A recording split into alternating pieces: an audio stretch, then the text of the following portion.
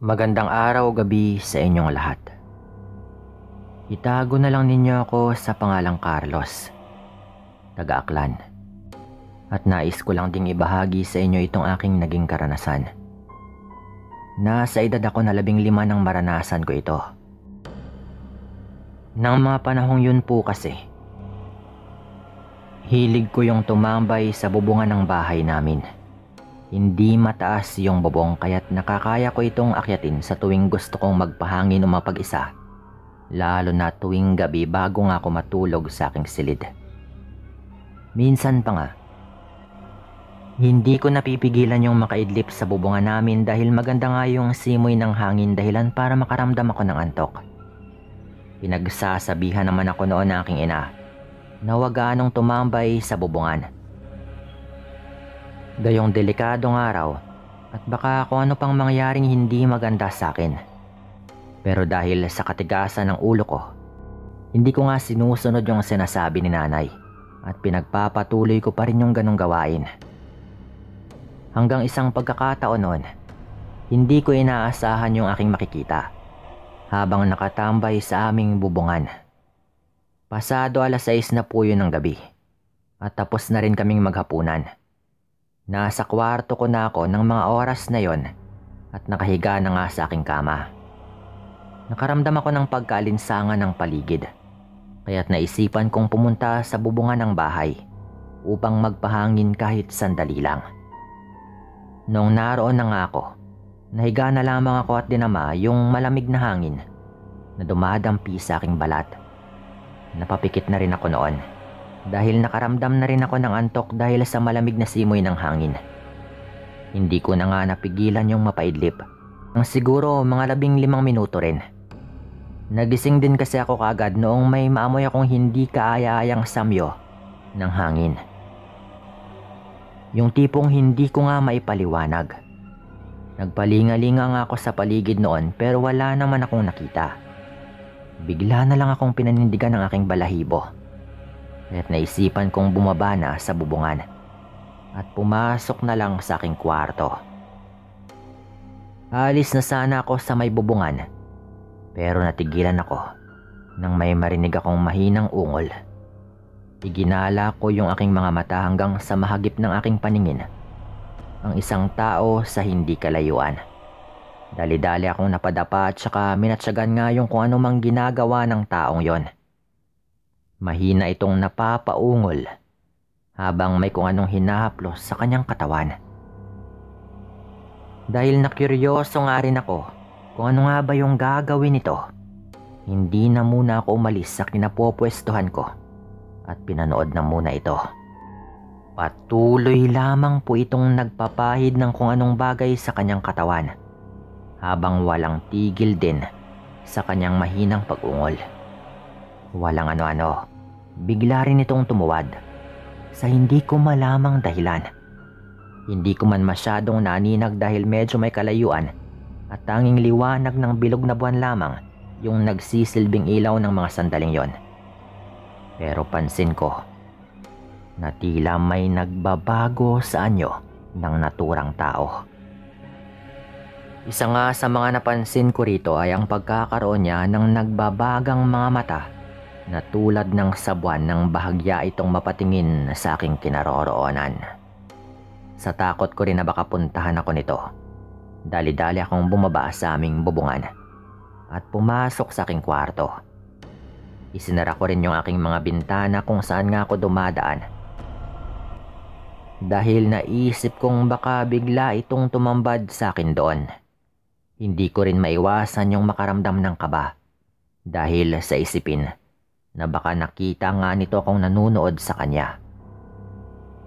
Nawala naman yung antok na aking nararamdaman noon at minabuti na muna yung magmatsyag na lang sa paligid hanggang makasigurong wala namang kakaiba. Nang wala ngang nangyari matapos ng aking mga nakita, nagpasya na rin akong matulog.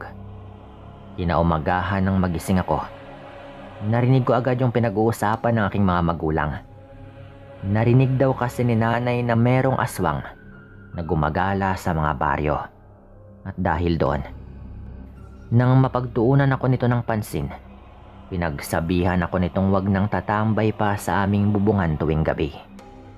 Hindi lang ako umimik noon, lalo at naalala ko yung taong nakita ko noong nakaraang gabi. Gusto ko sanang sabihin yon sa aking mga magulang at tanungin kung bakit ganoon yung naging kilos ng naturang tao. Ngunit hindi ko na nga ginawa dahil naisip ko na baka pagalitan lang ako ng aking ina at magiging dahilan din yon na pagbawalan pa niya akong tumambay sa aming bubungan. Sinarili ko na lamang yon at winaksi na sa aking isipan. Dahil na rin sa iniisip kong baka nagkataon lang din naman yon, nagpatuloy ako noon sa pagtambay sa aming bubungan, lalo kapag naiinitan ako o nababagot sa aking kwarto. Hindi ko na rin naman nakita pang muli yung taong nakita ko ng gabing yon. Kaya't kahit papano ay nakampante rin akong baka nagkataon lamang yon at baka namamalikmata lang din ako sa kung ano mang nakita ko noon. Maging kasi yung mga kwento tungkol sa aswang na gumagala raw sa mga baryo ay hindi na rin naman umuugong pa. Yun po talaga yung akala ko noon. Hindi ko po akalain na muli kong makikita yung taong yon nang isang pagkakataon pong muli akong tumambay sa bubungan ng aming bahay. Maliwalas yung gabi noon, kaya't naisipan ko munang magmuni-muni sa bubungan ng bahay namin. Umakyat nga ako noon habang ang mga magulang ko naman ay mahimbing na ngang natutulog sa kanilang kwarto. Sa tanda ko noon, pasado 8:00 na rin yun ng gabi, ngunit hindi pa rin ako dinadalaw ng antok. Dapat mga ganong oras ng panahong yon ay talagang natutulog na rin ako. Nung nasa bubungan na nga ako, kagad akong nahiga at saka napatingala sa kalangitan. Ilang minuto lang yung nakaraan, nakaramdam ako ng antok at nagsunod-sunod na yung aking paghikab. Dahil doon, naisipan kong ipikit yung aking mga mata. At makalipas nga yung ilang sandali, hindi ko na nga napigilan yung sarili ko at nakatulog na rin ako. Naalimpungatan lang ako nang makarinig ako ng magkakasunod na pag-ungol. Medyo may kalakasan yon na animoy nasa malapit lang. Noong una, hindi ko muna ito pinansin. Subalit nung tila nagiging garalgal na nga yung pag-ungol na iyon, doon na nga ako nagtaka. Dali-dali akong napabangon at saka nagpalinga-linga sa paligid. Ganoon na lang yung panlalaki ng aking mga mata nang sa hindi kalayuan ay may natanaw akong tao na animoy may kung anong ginagawa. Pinagmasdan ko yun ng maigi hanggang sa mapagtanto ko na tila nagpapahid ito ng kung anong bagay sa kanyang katawan. Naalala ko yung taong nakita ko ng gabing yon at bigla akong kinutuban. Alis na sana ako sa bubungan ng mga sandaling yon, ngunit hindi ko na nga nagawa pa nang makita kong tila nagbago na ang anyo ng naturang tao. Hindi ako makapaniwala nang makita kong isa ng malaking aso yung naroroon. Nanlaki yung aking mga mata at napatakip ako ng bibig nang sa hindi inaasahan ay napatingin ito sa aming bubungan ng mga sandaling yon. Halos hindi ako makagalaw sa aking kinaroroonan dahil sa kaba na kapag gumalaw ako o gumawa ng ingay ay baka puntahan ako nito at kung ano pang gawin sa akin.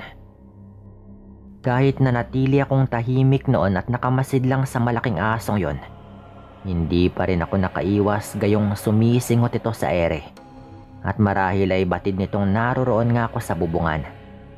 Bigla itong umisi at dahan-dahang naglakad patungo sa aking direksyon.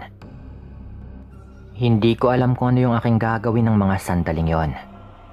Pero nang mabilis nang tumakbo patungo sa aking direksyon ang malaking asong yon, mabilis rin akong kumilos upang sana ay bumaba sa aming bubungan. Yun nga lang po, bago ko pa magawang makababa ng aming bubungan, tumalon nga yung hayop na yon at tumambad na sa aking harapan. Malakas yung nagawa nitong ingay kaya't naisip ko rin na baka nagising na rin yung aking mga magulang. Ngumisi sa akin yung nilalang, kaya't mas dumagdag pa yon sa takot at kabang aking nararamdaman. Nang subukang lumapit sa akin ng malaking asong yon, napatras ako ng bahagya dahil hindi ko na rin mapigilan yung aking sarili na mapasigaw. Naisip kong baka hindi nagising yung aking mga magulang sa pag-aakalang ako lang yung mag-isa sa bubungan. Dahil sa ginawa kong pagsigaw, umakbang paulit papalapit sa akin yung malaking asong yon. Kaya't napatras naman ako habang patuloy pa ring sumisigaw ng tulong para magising nga yung mga magulang ko. Ganon nga yung sitwasyon nang makarinig ako ng pagtawag ni tatay sa akin. Tumugon naman ako agad noon at sinabi kong nasa bubungan ako at merong aswang na balak umatake. Bunsod ng sinabi kong yon, narinig kong napamura yung tatay ko. Napapasigaw na rin ito habang dali-daling lumabas ng bahay. Nagalit naman yung malaking aso noon, kaya't napaangil po ito. Sinunggaban niya ako ng atake. Ngunit naiwasan ko naman yon, dahilan para dumiretso ng bagsak yung malaking aso sa lupa. Dahil nagkaroon ako ng pagkakataon na makababa sa aming bubungan, nakita ko ring pinuntahan ng aking ama yung bahagi kung saan nga bumagsak yung malaking asong yon. Nang makababa naman ako, dumiretso na ako kay nanay na noon ay nagbabantay sa akin habang si tatay naman ay kaharap nga yung malaking aso na paika-ika ng mga sandaling yon. Marahil ay hindi nga nito inaasahan yung aking gagawin at nabuwal ito sa lupa kaya't nasaktan din po ito. Minumura siya ni tatay noon habang hinahamon na atakihin ito yung aking ama. Hawak noon ni tatay yung kanyang itak na inihahanda niya rin kung sakaling ang atakihin siya ng nilalang. Nang sabihin ni tatay na aswang yon na parang kinumpirma niya, doon nga ako lalong binalot ng takot. Patuloy si tatay noon sa paghamon sa malaking aso. Ngunit napapaangil lang ito sa kanya. Nang subukan ng aking ama, nalapitan yung naturang nilalang. Mas nilakasan pa nga ng malaking aso yung kanyang pag-angil. At napatras pa ito at napalayo kay tatay. Walang ano-ano, bigla itong tumakbo papalayo. Hanggang tuluyan na nga itong nawala sa madilim na bahagi kung saan nga ito nagpunta. Hindi na sinubukang habulin pa ni tatay yung malaking asong yon. Dahil naging mabilis din yung pagtakbo nito. Dali-dali rin kaming pumasok noon sa bahay. Hindi pa rin nawawala yung takot at kabang nararamdaman ko kahit naroroon na kami sa loob. Pinagsabihan naman ako ng aking mga magulang na talagang wag nang tumambay doon at baka balikan ako ng aswang na yon. Pinagalitan pa nga ako noon ni nanay. Ngunit hindi ko na rin yun gaanong pinansin. Gayong mas naisip ko noon ay ang nangyari sa akin. Hindi ko akalain na dahil rin sa katigasan ng ulo ko ay makakaranas ako ng mga ganon. Simula nga nang mangyari yung ganon, hindi na ako tumatambay sa bubungan. Dahil bukod sa natatakot rin akong baka maranasan ko ulit yung makaharap ng aswang, may mga nararamdaman din akong kakaiba mula ng gabing mangyari yon. Nang mga sumunod kasi na gabi noon, may mga naririnig rin akong pagkalusko sa dingding. Yung tipong palagay ko ay nasa paligid lang ng bahay namin yung aswang. At nagbabantay lang ng pagkakataon na ako ay lumabas. Marahil ay binabantayan nga nitong tumambay ako doon sa bubungan. At nang maisagawa na nga nito ang kung ano mang kanyang binabalak na hindi niya nga nagawa nung una. Ang labis pang nagbibigay ng takot sa akin noon ay ang naririnig ko ring pag-ungol sa labas ng bahay na parang tulad sa pag-ungol na aking naririnig mula sa aswang nung nakaengkwentro namin ito. Kapag nangyayari yon, nagtatalukbong na lamang ako ng kumot habang minamatsagan yung paligid. Kapag hindi tumitigil yung ingay na aking naririnig, doon ko lang gigisingin yung mga magulang ko. Kaagad namang lumalabas noon yung aking ama para tignan yung paligid ng bahay. Ngunit wala na rin siyang nakikita. At kapag ginagawa nga ni tatay yung ganon, bigla na lamang ding nawawala yung mga ingay na naririnig ko. Kaya't pinili na nga lang namin noon na laging magmatsyag sa aming paligid. At dahil nga sa aking naging karanasang yon, ay hindi ko na inulit pang tumambay sa bubungan. Dahil tuwing naiisip kong gawin yon, nipigilan ako lagi ng takot na aking naramdaman nung meron kaming nakaengkwentrong aswang. Maraming salamat po sa lahat ng mga nakinig dito. At paalam.